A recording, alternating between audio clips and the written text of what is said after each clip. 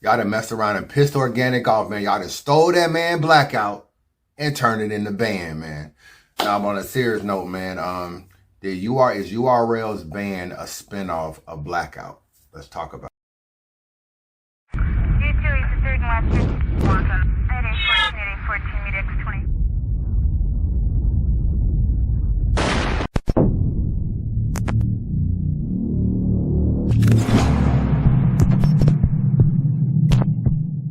Yo, what up, man? Chris, somebody checking back in, man. Back on the blog, man. Make sure you hit that like button, that subscribe button on your way in, man. I appreciate all the support, man. All the support. If you go down Organik's timeline, he's definitely let off a series of tweets yesterday, man. I don't know how this even became a subject because band been around for a long time, so I don't really know why it's really being talked about the way it is now. But a lot of people were saying that they felt like it was another Blackout, and we know how Blackout was and everything like that. And you know, basically you don't know who you're going to battle. You find out the day of and all they got is names and everything. He said it's URL. He's kind of implying without really just saying it, but he's saying it. He's saying URL took the concept all the way down, even to the way the flyers look, bro.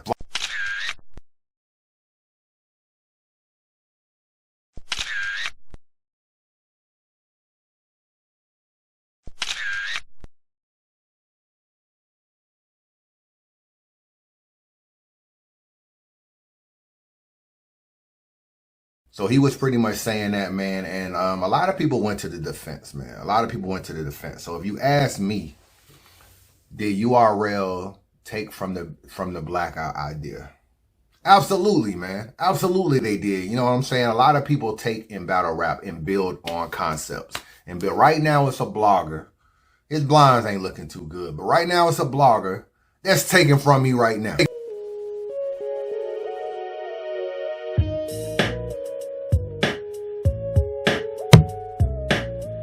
It's time for me to do fan mail. So I'm taking and accepting all questions from the fans. Saying niggas take from people all the time, man. It happens all the time.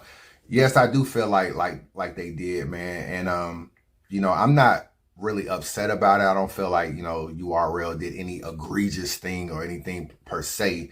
And I just know that you know, but what's interesting to me is the people that's defending it.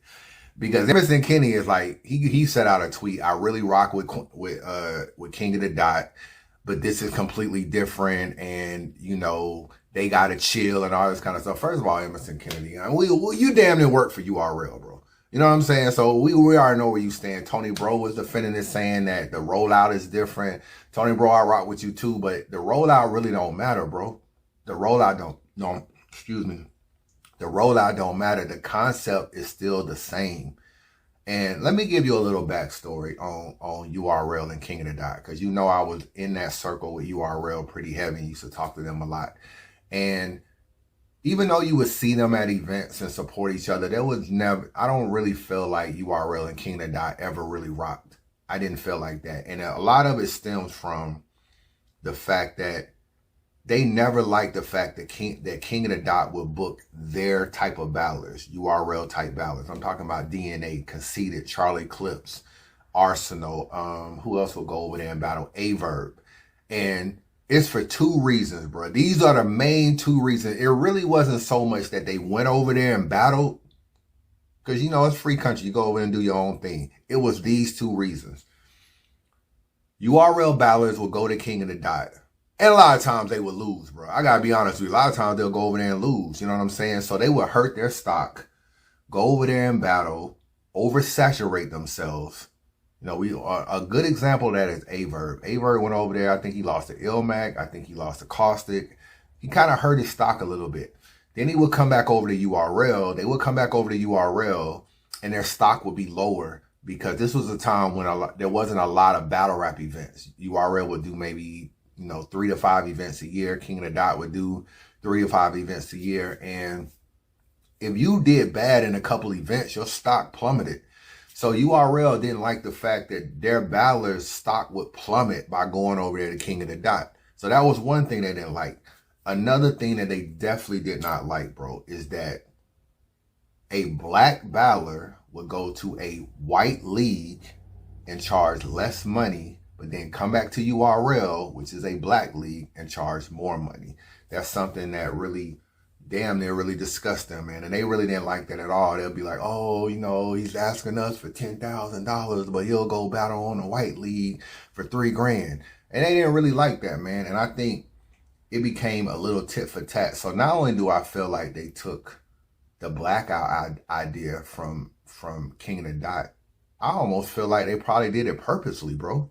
I tell you a lot that URL is trying to monopolize battle rap, and they want battle rap to succeed, but they want to be the top dogs, and they want to be the reason why it's succeeding. That's the way business is. Business pick up on a lot of ideas and build from it and grow. If I was right now going to start doing like videos and stuff and interviewing people online, I would be looking at like who does good internet videos. I'd be like, okay, Norbs, he just interviewed QB, it looked pretty good. Okay, Black Compass Media, they do some interviews, they look pretty good. Misfit got a nice little interview thing. I'll be trying to take from them and build on it. So I'm not necessarily mad about it. The problem URL has is their slogan gets them in trouble. This whole respect the innovators, not the imitators. That slogan is like, you can't have that slogan and then have situations like this, and people hold you to your slogan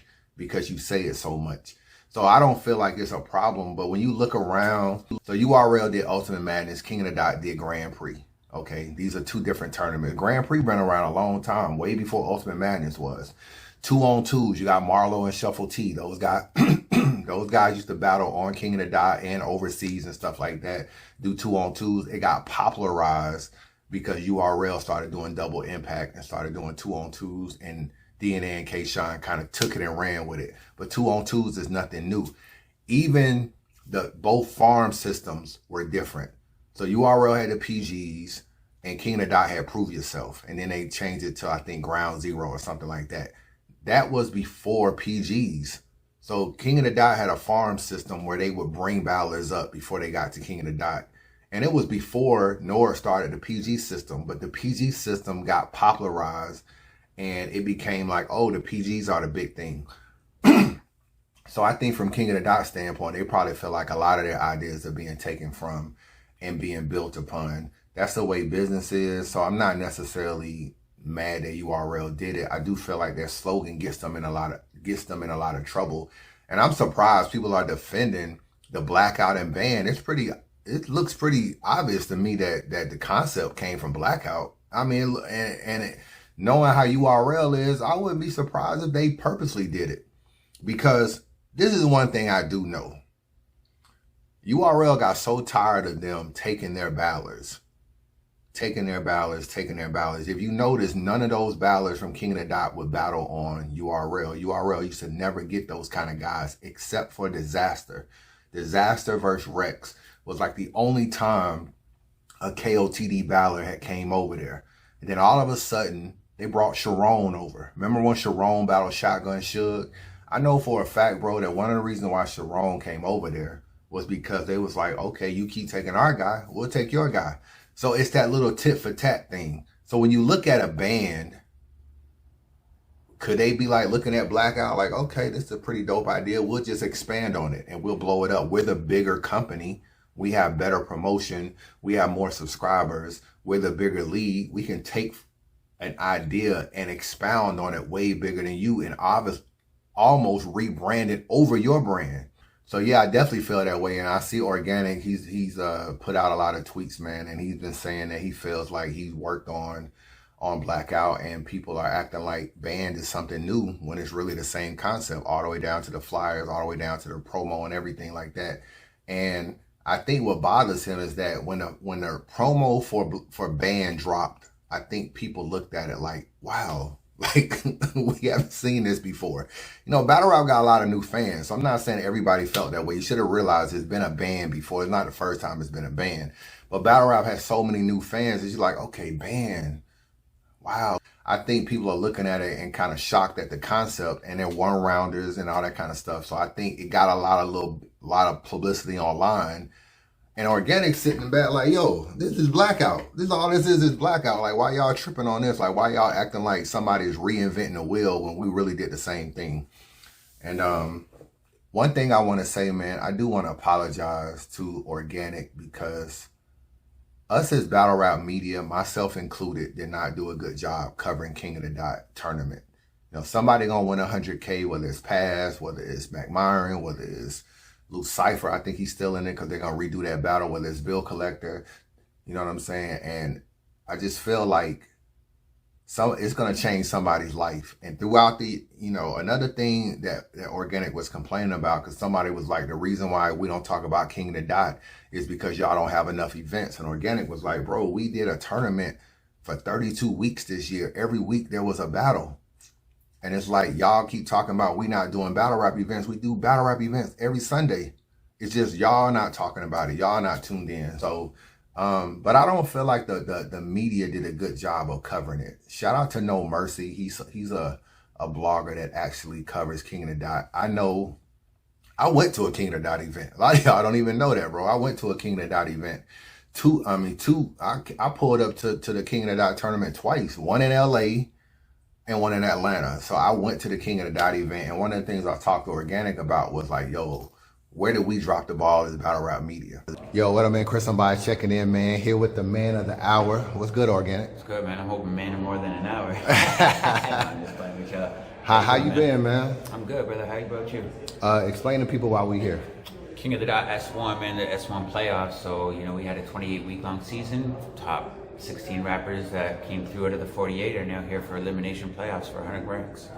How do you feel about the tournament so far? I think it's been really good. You know, I think it's been criminally slept on by the battle rap community, but that's okay. It's gonna, you know, the footage lives to tell the story, but some great battles. All the battlers have kind of lived beyond expectation, put some great battles out, and it's really dope, man. I'm excited for this. This is something that it's not like a fad for me or nothing like that. You know, I've always been attracted to it. It's something I've always, you know, just gravitated towards. I've always loved battle rap. I love competition, and you know, I've dedicated my life to helping build this culture. So, you know, I'm proud of it. I really am. Now, I want to personally say that I feel like even me coming back into battle rap, I haven't supported King of the Dot as much as I should. Trying to get my feet wet. What do you feel? You mentioned it earlier about it not being as received as you like from the battle rap community. What do you feel? What do you feel like the ball is being dropped as far as media and bloggers? I just think giving everyone a fair shot. Like, I don't think the ball's really being dropped. Like, look, man, there's stuff we could be doing better to make sure that more people are, you know, getting to see this shit. It's been tough based off the fact that, like, I'm stuck in Canada. This is only my second time being able to come to America in almost 2 years. So, you know, it's been tough to connect with a lot of media when, you know, you're stuck across the border. The only interviews I can do are via webcam, and, you know, they're not the most appealing all the time. So, you know, I wouldn't just say it's just the media, you know, it's partially our fault, but I don't even think, like, you know, it's been like that bad, but it's just, you know, sometimes you just like seeing the battlers get a little bit more praise for the work they've done and stuff. It's not really about King of the Dot. I just want to see the guys get the love and the just they got for the work they're doing and everything, and that's really what it's about. So, yeah, you know, it's on all of us, really. I think from Organik standpoint, I think what he's really, really mad about is that he's done $100,000 tournament and giving away a lot of money in that particular tournament. And the only thing people talk about is Ultimate Madness, but he's doing Grand Prix and it's not getting talked about. A lot of the battlers that have battled, it's been a lot of good battlers and a lot of good battles on the King of the Dot tournament, but people aren't really talking about it. And then you add that to the fact that everybody's on the bandwagon and it's just another spinoff of Blackout. I think he's just frustrated, bro. I think he's just frustrated, like, yo, we be reinventing the wheel and y'all be acting like these people doing something that's completely new when really we've been doing that. And I'm not mad at what URL is doing, but I won't act like it's not any truth to what Organik is saying from my personal standpoint. And even right now, Bill Collector is up for $100,000 in the King of the Dot tournament, but all we talking about is Midnight Madness. That's all we talk about. You know what I'm saying? This dude is literally about to battle for $100,000 sometime this year. He's up for it. He's in the final four. But all we talk about is, yo, what's up with Midnight Madness? When you gonna battle on, who you gonna battle on Midnight Madness? So even the battlers that's in the King of the Dot tournament talk about other stuff more than they do the King of the Dot tournament, bro. So D2 is the third and last walk on at A14, meet